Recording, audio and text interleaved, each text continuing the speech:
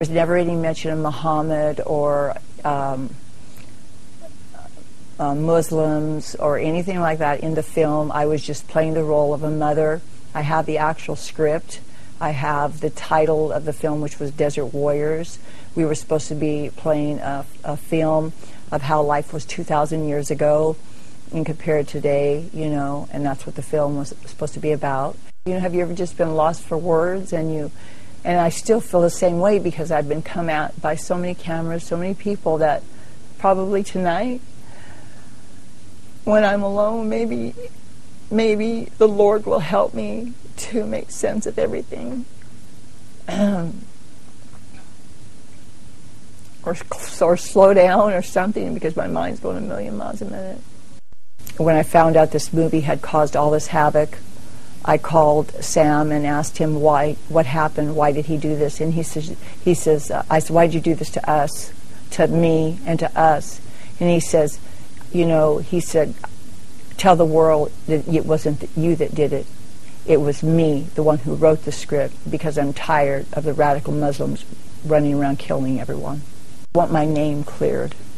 I want my name cleared, that I had no part of that I would never hurt anybody, no matter what religion they are, nationality they are, that I'm not that woman. So when talking about a common heritage, in our Jewish literature, we are taught that there is such a thing as a common faith, a fundamental religion which all men are born into. And this is a basic faith which is obligated on all mankind. In the past, we've called it by different names, Yirei Shamayim, which means the fear of the people who have fear of heaven, Ger Toshav, or Bnei Noach, the children of Noah, or during Hellenist times in Greek it was called Theosebea. And according to the school of thought of Rabbi Ben Moseg, this fundamental faith is also called by the name Islam. Some have suggested that this refers to the great number of non-Jewish believers who came to sacrifice the Qurban Shlamim in Jerusalem together with the Jews. Salamai, Muslimai, Muslimi. This could be a clear indication in our literature that Islam is an ancient religion dating back to the time of the Second Temple, or even earlier. And if Islam's roots, if the roots of Islam are the same as what we call Bnei Noach, then for us it is much older. This is the religion of Noah. This is the religion of Adam himself. The closeness of Islam and Judaism has always been understood by biblical scholars until recent years. The close relationship with the Jews, the 10 lost tribes, the Arabs, the Rechabites, all this was assumed to be true. It was only with the advent of German revisionists like Wellhausen and Buchler and others that this began to change. They introduced ideas that Islam had something to do with worshipping the moon, rocks, or some asteroid that fell. But devout Jews know that this is not true. It's a fact of Jewish law that we believe that Muslims are perfect monotheists. They worship the same God that we do. So their plans for their only son were quite different than what I did eventually. And for my parents, they accepted it. Eventually, it took them a couple of years to accept that I'm a Muslim. But they never understood it. And I mean, my mom is still alive, and I think till today she does not understand why I embraced Islam, which is not so due to the religion. It's more to their lack of understanding of God. In Western countries, most people do not have an understanding of God. And for them, it would have been the same if I would have joined a monastery. If I would have turned out to be a monk, to become a monk, it would have been the same for them. Meaning to really direct your life according to religion, that's what tipped them off. It's something they cannot understand. Religion is nice if you keep it for Sundays, if you keep it for your house, keep it for Christmas, keep it for Easter, as they say. Yes. But that's good enough. Is inside your plans any plans also for helping propagation dawah in Germany itself? Inshallah, inshallah. But at the moment, we feel that it's more important to be here in Saudi Arabia. First of all, for our kids. Second, for us, or for me, it's a lot easier to learn about Islam in Saudi Arabia. Yes. So you consider yourself still in the process of learning? Of course, you never stop. Yes. I mean, it's an obligation for Muslims to learn. You never stop. And in Saudi Arabia, it's a lot easier for me to find teachers, to find centers where I can do my studies, to find books. And if I would plan to go back to Germany to do dawah, I should have the knowledge to do so. Yes. And I think that needs a little bit more preparation. We do thank you, Brother Tahsin. Shukran. Jazakallah khair. Most welcome. Brother Tahsin is an example, inshallah, and I hope, inshallah, as a role model also for others. We'll come back, and Eid Mubarak, Ramadan Eid Mubarak. Mubarak for you as well. And may Allah accept your deeds. Inshallah. Thank you. Inshallah. Dear viewers, we go to this break, and we'll be coming back with Dr. Yahya Al-Bahith.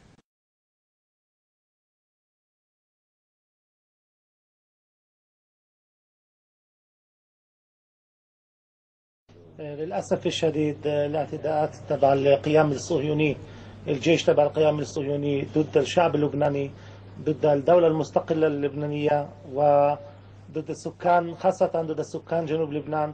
هذه جريمة حرب، هذه جرائم حرب. هذه الحرب هي نتيجة غفت الصهيوني بالاعتراف بالحقوق الوطنية الفلسطينية في فلسطين، وبالإضافة هم بينفذوا حرب ضد المسلمين، ضد الفلسطينيين في غزة وفي الضفة الغربية وفي القدس الشريف. وبالإضافة هلا بدهم يحتلوا جنوب لبنان. الهدف تبعهم هي كل المسلمين، كل العرب سوف يكونوا تحت السيطرة تبعهم. أولا نحن ندين الاختطاف الحكومة الشرعية الفلسطينية اللي هذول الممثلين الشعب الفلسطيني نجحوا بالانتخابات الأخيرة للمجلس التشريعي الفلسطيني. نعم. وهذه الانتخابات كانت قانونية تحت سيطرة تحت إشراف تبع مراقبين دوليين. وهذا الاختطاف تبع الممثلين ابناء الشعب الفلسطيني هو غير شرعي وضد القانون الدولي. أنا شخصيا أنا استقبلت مع رئيس المجلس التشريعي الأستاذ عزيز دويك الله يحييه. هو حكى معنا اللي أبناء الشعب الفلسطيني بشكل خاص وكل المسلمين فيش عندهم أي شيء ضد اليهود بشكل عام. بالعكس هو ذكر اللي بالوقت اللي المسيحيين ذبحوا بابناء الشعب اليهودي في اوروبا من حملهم المسلمين. نعم. في الاتراك، المسلمين الاتراك في المغرب وفي فلسطين خاصه. وقال لي اذا ان شاء الله لما سوف يكون تفكيك سلمي تبع القيام الصهيوني المحتل في فلسطين، نحن نعيش مع بعض تحت جناح المسلمين في الاحترام بالسلام وبالتعايش تحت سلطة إسلامية مثل ما كان قبل 100 سنة إن شاء الله. بالنسبة للدين اليهودي نحن لم نعتبر تلك هذول اليهود كيهود.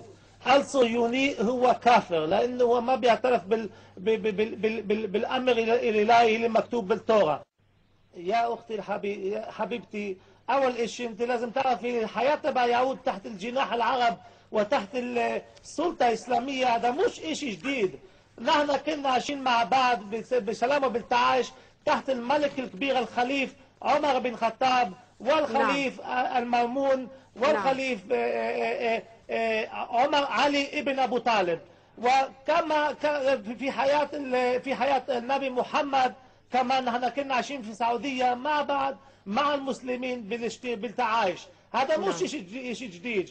الصهيونية العالمية بتجيب لي إذا هذا شيء جديد اللي اليهودي مش راح يقدر يعيش تحت السلطة عربية. بس أنا لازم أذكر لك في دولة مغرب في 25,000 يهود عايشين بالسلام وبالتعايش مع سكان المغرب تحت سيطرة تحت سلطة عربية إسلامية.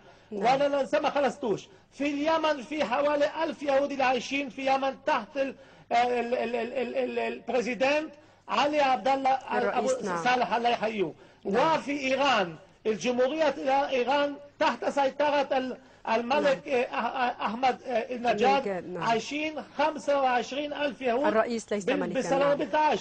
انتم بتفكروا هذا شيء غريب، هذا مش شيء غريب.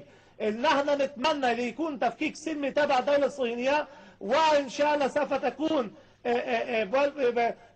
دولة فلسطينية مستقلة اللي هم يحطوا العالم الفلسطيني على الحرم الشريف، والفلسطينيين بكل فرصة بيقولوا لنا نحن سوف نعيش معكم مثل ما كان قبل الغزو الصهيوني للفلسطين.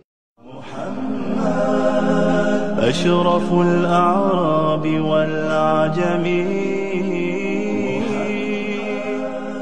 خير من يمشي على قدمه. Michael Hart, the American author of the wide-selling book, The 100, a ranking of the most influential persons in history, chose Prophet Muhammad to be at the top of the list.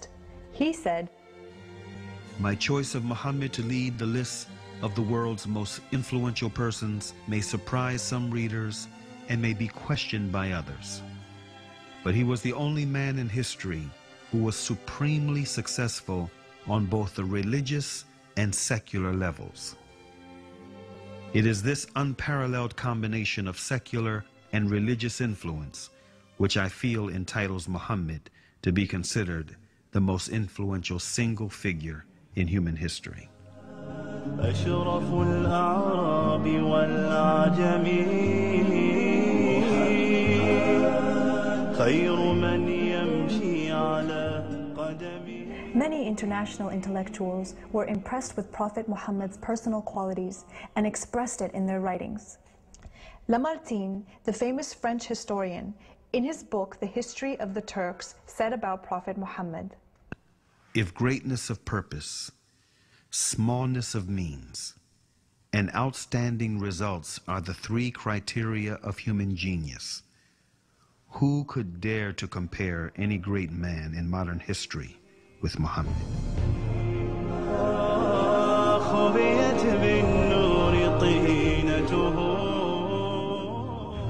Mahatma Gandhi, the spiritual leader of the Indian independence movement and the pioneer of resistance through mass civil disobedience, said about Prophet Muhammad, peace be upon him, "I became more than convinced that it was not the sword that won a place for Islam in those days in the scheme of life. It was the rigid simplicity, the utter self-effacement of the Prophet, the scrupulous regard for pledges, his intense devotion to his friends and followers, his intrepidity, his fearlessness, his absolute trust in God and in his own mission." Wolfgang Goethe, one of the key figures of German literature and one of the most famous European poets, who was also a painter, humanist, scientist, and philosopher, said about Prophet Muhammad, "He is a prophet and not a poet, and therefore his Quran is to be seen as a divine law and not as a book of a human being, made for education or entertainment." أشرف الأعراب والعجم، خير من يمشي على قدمه. باسط المعروف جامعة،